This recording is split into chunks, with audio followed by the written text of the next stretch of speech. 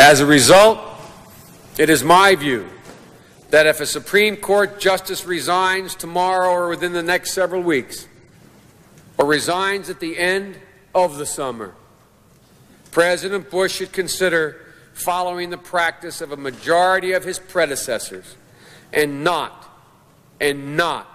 name a nominee until after the November election is completed.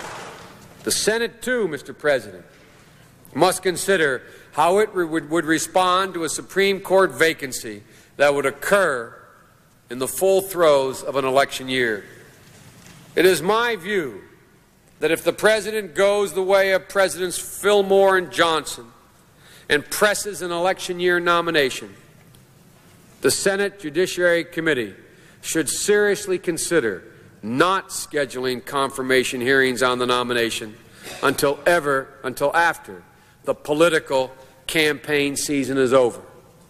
And I sadly predict, Mr. President, that this is going to be one of the bitterest, dirtiest presidential campaigns we will have seen in modern times. I'm sure, Mr. President, after having uttered these words,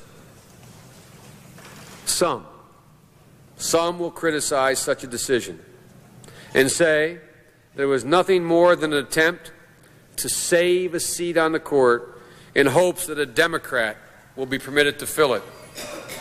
But that would not be our intention, Mr. President, if that were the course we were to choose as a Senate, to not consider holding hearings until after the election. Instead, it would be our pragmatic conclusion that once the political season is underway, and it is, action on a Supreme Court nomination must be put off until after the election campaign is over. That is what is fair to the nominee and essential to the process. Otherwise,